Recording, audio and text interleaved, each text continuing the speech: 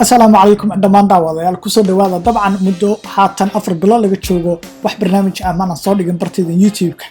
dabcan maanta waxaan ka hadli doonaa dhowr sharci oo waliba aan soo qaadan doona shanta sharci ee ugu muhiimsan ee madaxweynayaashii hore ee dalka Mareykanka intii ay nool yihiin ay ku dhaqmaan mise dabcan laga rabo inay sameeyaan anigoo ku bilaabi doona kaalinta shanaad sharcigan waa mid kamalaha ugu jahwareersan ee madaxweynayaashii hore ay tahay inay ku dhaqmaan sharcigan ayaa ah inay madaxweynayaashii hore ay ka fogaadaan jidadka dadweynaha taas oo ka dhigan inaysan wax gaari ah ku dhaxwadi karin jidadka dadweynaha waxa midaas xaqiijiyadahana ka rogay markii madaxweynihii hore ee George Bush mar uu waraysi siinayay mid kamid ah wariyaasha ugu caansan dalka Mareykanka ayuu waraysigaasi uu madaxweynahaasi udaha kaga rogay una sheegay inuusan 25 sano wax gaari ah uunan ku wadin wadooyinka masaajidka dadweynaha midaas ayaa la yaab ku noqotay dhammaan taageerayaashiisa iyo walibana shacabka dalka Mareykanka madaxweynihii la oran jiray Lyndon B Johnson oo mar ahaa madaxweyne ku xigeenkii dalka Mareykanka kadibna noqday madaxweynihii Mareykanka intii u dhaxaysay sanadkii 1961 ilaa 1969 ayaa ahaa madaxweynihii ugu dambeeyay ee jidadka dadweynaha gaari ku mara mise ku dhaxwada dalkii madaxweynihii ka horeeyay aan idhaahdo Lyndon B Johnson ee JF Kennedy ayaa wax walba bedelay talaabadan madaxweynayaasha ay ku dhaxwadayaan gaariyaasha wadooyinka shacabka ayaa la bedelay aadna sare loogu qaaday sababo la xiriira dilkii madaxweynahaas waqtigaas ee JF Kennedy madaxweynayaashii hore ayaa badanaa gaariyaasha ku wada meelaha cilada ah iyo meelaha gaarka loo leeyahay mise dabcan private placeska tusaale ahaan madaxweynihii hore ee Ronald Reagan ee 1981 ilaa 1989 wuxuu caan ku ahaa wadista baabuurkiisa ugu jeclaa ee jeepka kaas oo ku wadi jiray beertiisii uu isagu lahaa markii ay soo booqanayaan caasimadda dalka Mareykanka ee Washington DC madaxweynayaashii hore ay waajib ku tahay inay joogaan mise degaan aqalka madaxda kaas oo la dhaho presidential townhouse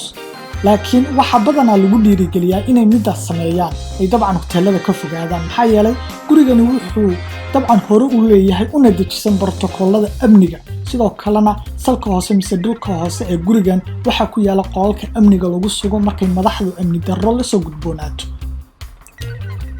gurigan madaxweynaha ee magaalada Washington ku yaala ee dabcan la dhaho presidential townhouse ayaa wax ka yar hal daqiiqo oo socod ah oo kaliya u jira aqalka cad iyo walibana aqalka lagu magacaabo Eisenhower kaas oo ay ku yaalaan dabcan xafiisyo uu kamid yahay midka madaxweyne ku xigeenka dalka Mareykanka qodobkayga saddexaad waa mid kamid ah waajibaadka madaxweynayaashii hore ay wali dalka u sii hayaan ayaa ah inay dhowraan xiriirka diblomaasiyadeed ee dalalka caalamka iyo Mareykanka ka dhaxeeya madaxweynayaashii hore waxay u safraan sidii danjirayaal oo kale oo qaranka u shaqeeya waxayna gutaan waajibaadkooda ay idhaahdeen xiriirka diblomaasiyadeed ee ka dhaxeeya wadamada caalamka iyo Mareykanka ujeedadaas awgeed waxay leeyihiin loona qoondeeyay miisaaniyad sanadkii dhan 1 milyan oo dollarka Mareykanka ah inay isticmaalaan kaliya safarkooda ay ugu baxayaan wadamada caalamka intiisa kale halka xaasaskoodu ayagana loo qoondeeyay miisaaniyad dhan ay idhaahdeen 500 oo kun oo lacagta dalka Mareykanka oo dabcan nus milyan ah aan idhaahdeen madaxweynayaashii hore waxay sidoo kale xaq u leeyihiin baasaboorro diblomaasiyadeed taas oo la micno ah inay ka fogaan karaan dhammaan dhibaatooyinka haysta helitaanka fiisooyinka dalku galka ee wadamada qaar madaxweynayaashii hore sidoo kale waxay si buuxda oo joogto ah u helaan adeega sirta ah mise dabcan secret service-ka ah waxay xaq u leeyihiin inay doortaan ilaa inta ay doonayaan in la ilaaliyo laakiin waa wax aan caadi ahayn yacni marnaba dhici karin in madaxweynayaashii hore ay idhaahdeen ay diidaan adeegan secret service ilaa maanta dabcan ay idhaahdeen Reagan Nixon waa madaxweynihii dabcan xilka iska casilay 1974 ayaa ah madaxweynaha kaliya ee hore u joojiyay mise diiday adeegsiga adeega sirta mise secret service adeega noocan ah waxaa sidoo kale hela xubnaha qoyska madaxweynayaashii hore hadday noqoto caruurtiisii xaaskiisii sidoo kale waxaa la sheegaa caruurtoodu xitaa waxay xaq u leeyihiin nabadgelyo buuxda ilaa iyo ay ka gaadhayaan 16 sano. qodobkaygan koowaad ahna qodobka ugu dambeeya ahna midka ugu muhiimsan ayaa ah lacagta howlgabka mise dabcan la dhaho lifetime pensionka waa mid qasab ku ah madaxweynayaashii hore inay helaan maadaama uu sharciga madaxweynayaashii hore mise dabcan former president act uu qeexayo uuna xaq u siinayo madaxweynayaashii hore inay lacag helaan ay ku noolaadaan markay xafiiska dalka ugu sarreeya Mareykanka ay ka tagaan. xaddiga lacagta howlgabka madaxweynaha ayaa go'an oo alaaba way korodhaa sanad walba sixir bararka awgeed. lacagta howlgabka waxay madaxweynayaashii hore ka kaabtaa meelo badan sida safarka, kharashaadka amniga, xafiisyada, sidoo kale waxay ka kaabtaa guryaashooda ay dabcan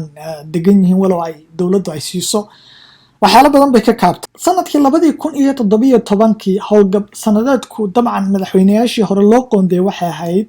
lacag gaadhaysa 207,800 oo doolarka Mareykanka ah. waa lacag ka yar intay heli jireen markay xafiiska dabcan hayeen ay madaxweynayaal ahaayeen. markaas waxay heli jireen lacag gaadhaysa 400,000 oo lacagta dalka Mareykanka. markii madaxweynihii hore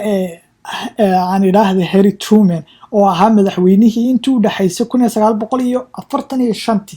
ilaa 1953 laguna xasuusto labadii nuclear oo ku dhuftay dalka Japan taas oo soo idlaysay dagaal weynihii labaad ee adduunka ayaa markii uu xafiiska ka tegay dabayaaqadii sanadkii 1953 isaga iyo qoyskiisuba